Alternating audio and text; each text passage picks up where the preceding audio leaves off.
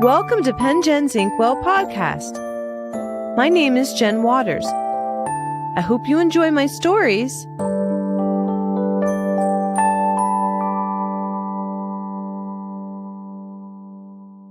Handwritten is the historical fiction biography of my mother's mother and father, Dorothy and Wilson Moyer, and how they used to write love letters to each other during World War II. They married June 22nd, 1946 in Summit Station, Pennsylvania. Their World War II life story is a combination of The Notebook and Hacksaw Ridge. It could be a feature film or a TV miniseries. 98% of the story in the recording is factually accurate, with a few nuances to smooth it out. My most vivid memory of my grandmother is sitting at her wooden round kitchen table in her home in Auburn, Pennsylvania, telling stories, especially that she grew up walking 3 miles every Sunday to Brown's Lutheran Church with Mrs. Marburger, the neighbor lady, where she met my grandfather. She has a few main stories that she loved to tell over and over and over, like when she was struck by lightning while getting laundry off the clothesline. I had heard them so many times that I got used to them, but as I got older, I realized that she had a point in what she was saying in repeat. All the stories she used to tell in repeat are in her story Handwritten. I think I got my love of storytelling from my grandmother. My grandmother lived to be 98 years old. She was very alert and with it until the end of her life. About 2 years before she died, I interviewed her and recorded all the details from the stories that she would tell me. She told me that she knew I wanted to remember everything. I told her that I was going to type it up as a story and publish it on the internet because in my mind, my grandfather was a World War II hero. My grandparents were not very sophisticated people, but they tried to do the right thing in life. After I finished writing Handwritten and I was going to record it, I asked her which hymn she wanted used as the score. She said all the hymns were her favorite, so she couldn't pick one. So my favorite is This Is My Father's World, so that's why it's scored to that particular piece of music. About 4 or 5 months before she died, in January 2017, I was falling asleep and I saw a gurney in a hospital room with a sheet over it. I thought I would wake up the next morning and find out someone had died. In the morning, my mom said that my grandmother had had a stroke.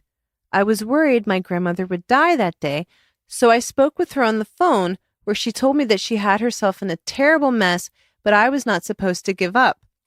On May 26, 2017, a week after I was diagnosed with DCIS microinvasion breast cancer in my right breast, I was driving in the car. It was a Friday. As I adjusted the visor, I heard God say that my grandmother had passed away. I didn't know what to say to my mom, so I waited until Sunday to ask her if my grandmother had died. My mom told me that she passed away on Friday. I said I know because God told me in the car driving from Beverly Hills after I left the doctor. A few months after my grandmother passed away, I had a dream about her that she was standing in my mother's kitchen in Hershey, and she gave me a very expensive-looking jewelry box as my mother watched. And when you opened it, you would expect to find a very expensive piece of jewelry. When I opened it in the dream, it was Jesus on the cross with the Lord's Prayer embedded in the back of the jewelry box. So in life, what my grandmother had given me was different than what other people might expect, but it was very costly nonetheless. My grandfather, who passed away in 2004, liked to listen to me play the piano. His version of dancing was tapping his toe while he listened to me play. He also liked to sit next to me at the computer when I did my homework. He was a carpenter and could fix anything with his hands. He built me a blanket chest that I still have in my bedroom in my parents' house. He also really liked country music and would tell me all the time that I was going to sing at the Grand Ole Opry when I got older. He loved Johnny Cash and Dolly Parton, and he had a basket of his tape cassettes in the kitchen next to the fruit bowl. He liked to watch me run track and field in middle school and compete on the high school swim team and tennis team. And he was always worried that I was running or swimming too fast. He had a green tractor, and sometimes I would ride with him on the tractor.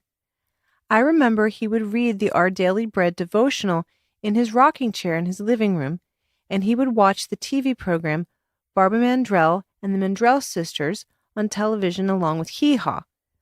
All throughout my childhood, Both my grandparents would write me handwritten notes, and I have a box of them. But I also have an orange heart from my grandfather in my wallet where he wrote, "Hi, Jen. Happy Valentine's Day. How do you like my card? Love you, Pat. XXXX." So here's handwritten. I hope you enjoy it, and I hope you have a stash of handwritten notes from someone that you love as well.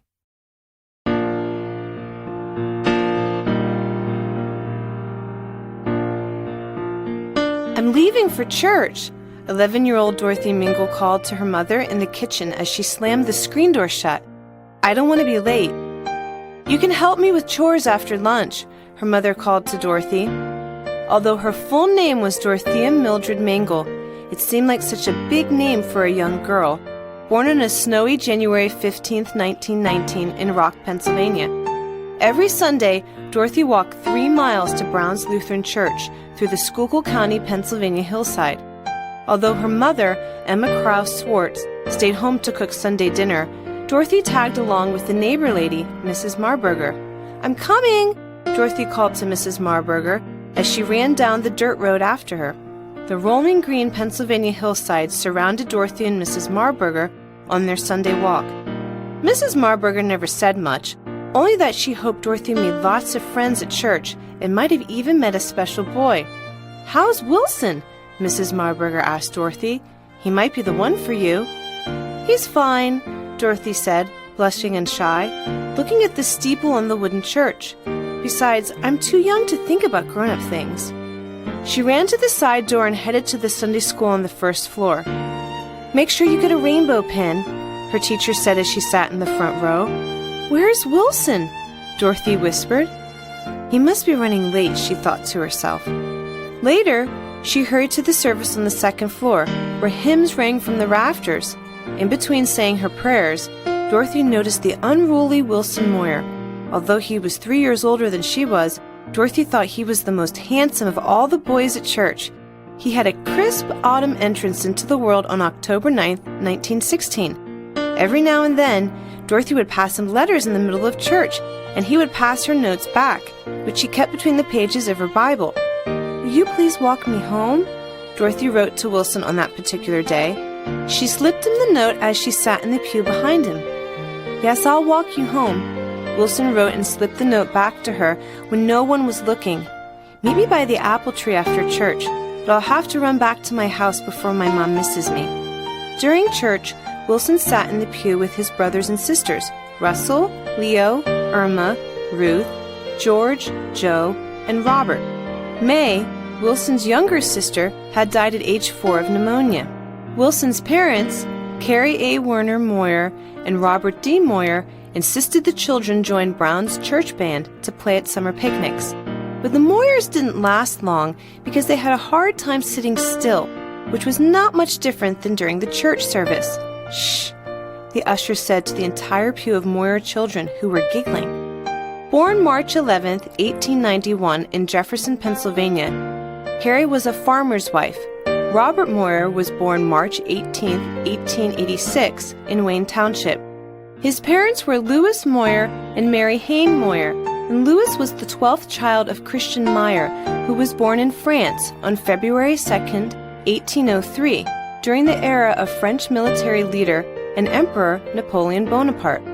Educated in excellent schools in his homeland, he got passage on a sailing vessel to America at age 18.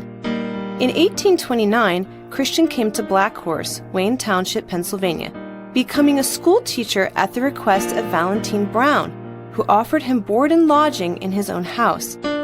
"Christian Meyer, your great-grandfather, was the first school teacher in the first school in Wayne Township," Robert lectured the Moyer children. "He taught there for 41 years, and somewhere along the way, because of American accents, the family name changed to Moyer. He was also the singing meister and organist at St. Paul's Summer Hill Church for 7 years. He was a farmer and a tombstone cutter. He married Catherine Fide and had 13 children by her. He would expect you to grow up into fine young men and women."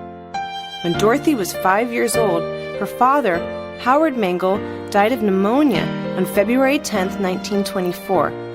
Born on March 5, 1892, in Auburn, Pennsylvania, Howard was her mother's second husband. He was a carpenter who worked for the Reading Railroad. His parents were George Franklin Mengel and Rebecca Schulenberger Mengel. George Mengel's mother, Ellen Moyer, was a Native American buried at Red Church Cemetery in Origsburg, Pennsylvania. "Did I tell you that I have a Native American ancestor?" Dorothy would say to Wilson. "I always thought that she was special, almost like Pocahontas." "It must be why you're so pretty," Wilson said, taking her hand and smiling.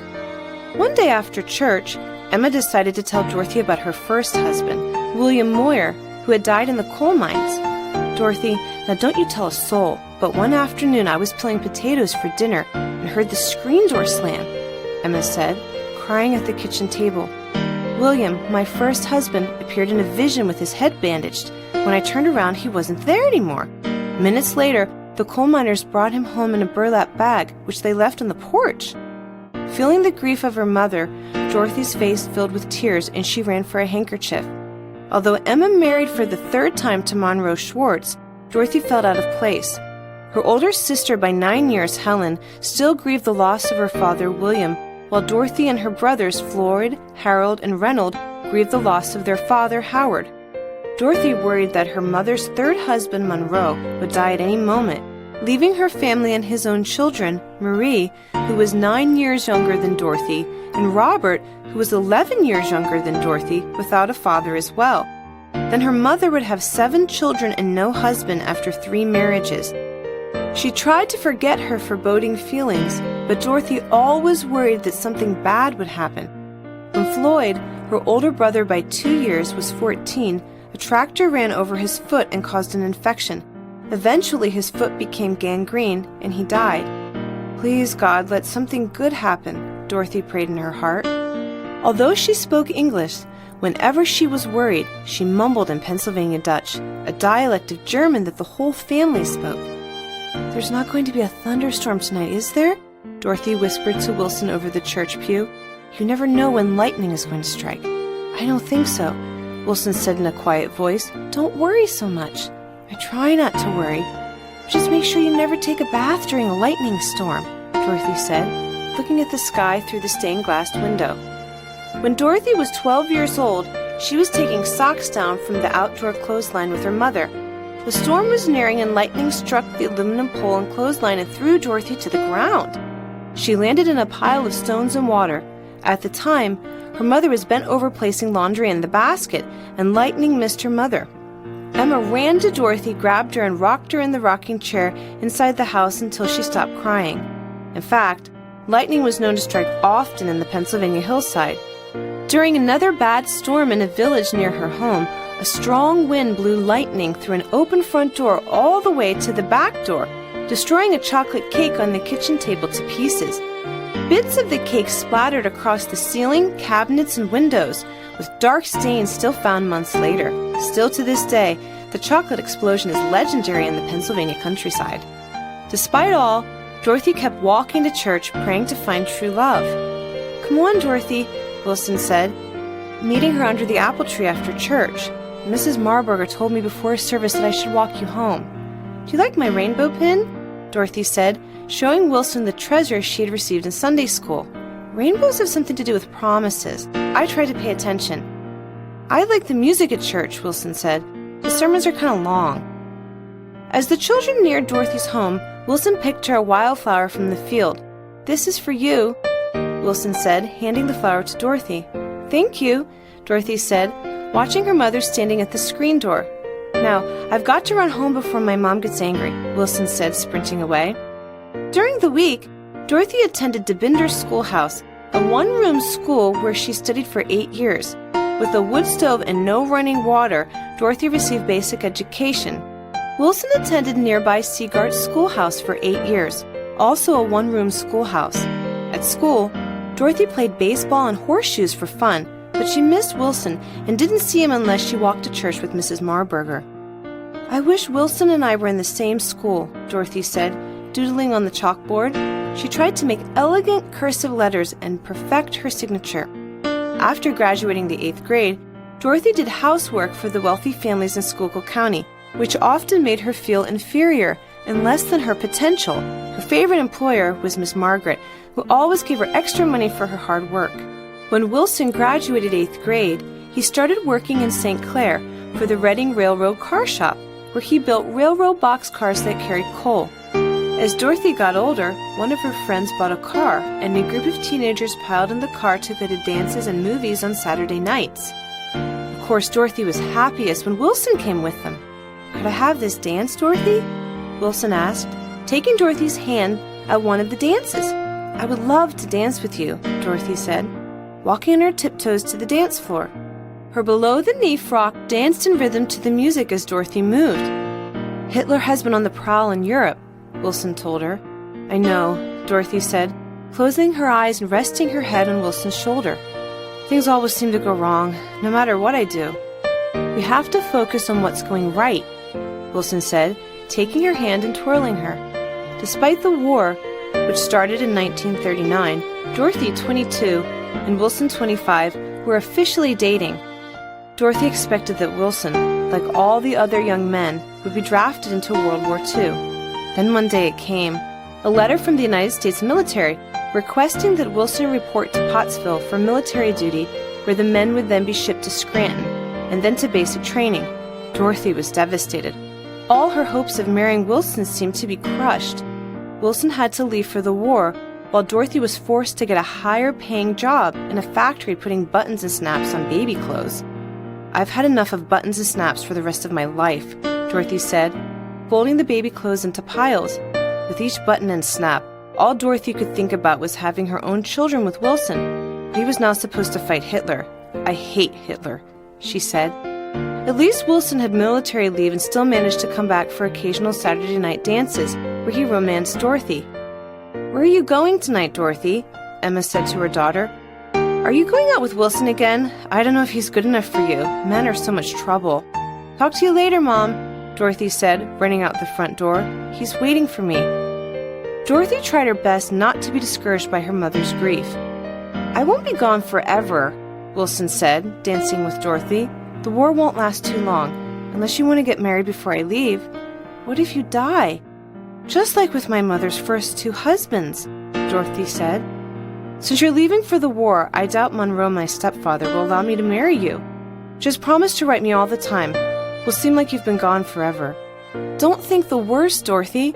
I'll write you as often as I can," Wilson said. "You're my girlfriend. When I get back from the war, you'll be my wife. We're going to get married, I promise." Then Wilson kissed Dorothy, and they danced all night. After 2 years of military training, the worst news came when Wilson told Dorothy that he would be sent overseas, and there would be no military leave. "I'm never going to see Wilson again," Dorothy told her sister Helen, crying. Helen handed Dorothy a handkerchief to dry her eyes. Before World War II started, Helen had married Charlie Grimm, who worked for Pennsylvania Power and Light. Because of his age, he wasn't drafted for the war. It seemed unfair to Dorothy that Helen's dreams were not shattered, but Dorothy's were. Helen had no idea what to say to her. For almost 4 years, Wilson wrote Dorothy love letters. Every time she got a letter in the mail, she remembered passing notes at church and wished Wilson was that close again. She usually received a letter every other week or once a month. "Did the mail come yet today?" Dorothy asked, running to the mailbox and sorting through the letters. "Oh, there's a letter from Wilson!" She ran to her bedroom, opened the letter with a knife, and never showed it to anyone. Then she quickly sat down at her desk and spent all night replying to his letter. She made sure to send her letter out the next morning, running to the postman before he made it to her mailbox. She smiled at the postman, holding the letter close to her heart. "Please give this letter to Wilson with special care," she said, handing it to the postman. "I will, Dorothy," he said, grinning, placing it in the front pocket of his leather bag. Several days, Dorothy stood before an empty mailbox, with the postman shaking his head, and she was sincerely concerned Wilson's letters went lost or missing. When more than 2 weeks passed without a letter, Dorothy worried so much that she went to Brown's Lutheran Church to pray. "I just can't sing a hymn today," she cried to God. "Wilson's not here. I'm alone." Although she went to Saturday night dances with her group of friends, she had no other boyfriends. She sat in the corner with her girlfriends, looked at Wilson's picture, and watched the other couples dance. Despite Wilson's promise to her, she wondered if he had other girlfriends overseas and hoped that they would still get married, like Wilson promised. Every Sunday, she would now walk to church by herself, since Mrs. Marburger was too old to walk with her anymore. Dorothy also wrote letters to her brothers, Harold and Reynold, who were drafted to World War II as well. "Dorothy, why aren't you married?" her supervisor at the button and snap factory asked her. "If I were you, I wouldn't wait for Wilson to come back for the war. What if he dies overseas? Then you'll never have any chance at all to get out of here." "Leave me alone," Dorothy said, running into the bathroom crying. Why, oh why? On February 8, 1943, when Wilson was overseas, Dorothy's mother, Emma, died of a sudden stroke, leaving Dorothy more heartbroken than ever and responsible for running the home for her stepfather, Monroe. She spent countless hours taking care of her younger siblings, Bobby and Marie, dreading that something might go wrong at any minute. From time to time, Foster, Monroe's son by his first deceased wife, visited to console Dorothy. "Do you really want to get married anyhow?" Monroe said to Dorothy. "I know you have your heart set on marrying Wilson, but I need you to help at the house. Marriage can really be a lot of trouble. Just look at your mother. She had 3 husbands. Wilson could die any day now in the war. Then what would you do?" She stacked Wilson's letters in a shoebox and shoved them under her bed. When she missed him the most, she reread each of the letters in order of their dates. "Upon arriving in Europe, I've been serving in England in the United States Engineering Department," Wilson wrote Dorothy, looking out the window as lightning flashed in the rainy British sky. It reminded him of the lightning in the Pennsylvania countryside. "I've been helping organize the rebuilding of bombed bridges, where my department sends materials and boats to France and beyond for reconstruction," he wrote. "I haven't seen your brothers Harold or Reynold, but I've gotten a few letters from them. I think about you every night, and I know we'll soon be together. I'd cross the Rainbow Bridge to be with you forever." Harold has been in combat in Africa, where he had a minor wound in the knee with shrapnel from a bomb, Dorothy wrote to Wilson. "I've been praying for all of you. Please come home. I miss you terribly." As the war progressed, Wilson continued working in the United States Engineering Department in England. Despite Harold's wound, he served in Sicily, Italy, England, and Germany. Reynold fought and then barely lived through the Battle of Iwo Jima. "I think we're close to the Nazis giving up," Wilson wrote to Dorothy. "Soon we'll be married and this will be behind us." "I hope you're right," Dorothy corresponded to Wilson. "President Roosevelt and Winston Churchill borrowed you from me for a while, but it's only for a while." The word came across the news radio. All forces under German Nazi control ceased active operations at 23:01 hours Central European Time on May 8, 1945. "As I'm sure you know by now, the Nazis surrendered," Wilson wrote to Dorothy. "I thought we would be coming right home, but my department is traveling to Marseille, France, on the train. Then we board a U.S. military ship and sail to the Panama Canal. The ship heads for Japan, where I'm worried that I might face man-to-man combat. Up until now, I've only been rebuilding bridges. I've heard it might be a costly invasion of the mainland. I'll write you as many letters as I can from the ship. Tell everyone to pray. I'll be home soon." As soon as Dorothy read Wilson's letter, she ran to Brown's Lutheran Church in tears. She threw herself on the church pew, sobbing and demanding that God send Wilson home. "How can this be? The Nazis surrendered! Now he has to go to Japan?" she cried. She spent all night on the church pew praying until the morning sun broke through the stained glass windows. It almost looked like a rainbow, which reminded Dorothy of her Sunday school pin that she had kept clasped to her Bible with the notes Wilson wrote her as a child. Despite her puffy eyes, she managed to get herself to work on time that morning, still putting buttons and snaps on baby clothes. Weeks later, after arriving at the Panama Canal, Wilson received word that the United States had dropped atomic bombs on Hiroshima and Nagasaki, and the war was finally over. Japan surrendered to the Allies on September 2, 1945. "Good news is that the war is over," Wilson wrote Dorothy from the banks of the Panama Canal. "I still have to head to the Japanese islands for cleanup efforts, but I won't face combat. We have to help send American weapons in Japan back to the United States." More excited than ever to return to Dorothy, Wilson wrote her on colorful Japanese origami paper. He folded 2 swans from origami paper and flattened them in the envelope.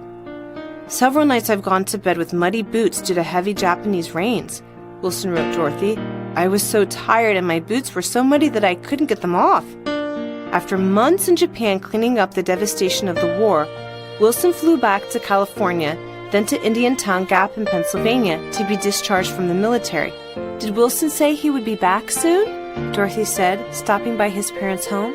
Any word from him? My family still doesn't have a telephone, so it's hard for him to reach me. Not yet, Dorothy, Wilson's father said. We'll let you know as soon as he arrives. The day after Wilson returned in February 1946, he came to Dorothy with his family, and both families, including Dorothy's stepfather, Monroe, wept in tears. Sitting beside her at Dorothy's house, Wilson asked her to marry him, and they married on June 22, 1946, at Brown's Lutheran Church in Summit Station, Pennsylvania, with a rainbow stained glass window in the church. During the reception after the wedding, Dorothy's brother Bobby and her bridesmaid Jane Crater snuck into Dorothy and Wilson's wedding night bedroom and threw Rice Krispies breakfast cereal on the bed. Snap, crackle, and pop! I'll finally have my own home and children, Dorothy said, crying. I'll never clean someone else's house or put buttons and snaps on someone else's baby clothes. I told you that I would keep my promise, Wilson said to Dorothy. In the years to come, Wilson worked at Alcoa Aluminum Company, and the couple lived in a 2-story house with a wraparound porch and attic full of endless treasures. They raised a son and daughter who never experienced the sacrifice and danger of World War II. In a very true sense, Wilson and the other noble men of the Second World War saved the world. For her entire life, Dorothy didn't show anyone the love letters, except her daughter's daughter. She gave her Bible and the love letters to her granddaughter after Wilson had passed away, September 16, 2004, in Reading, Pennsylvania. And Dorothy was sure that she would also soon die. Although the letters were a secret, she told her granddaughter to keep them as a promise of true love, which conquers all, even in times of war and great peril.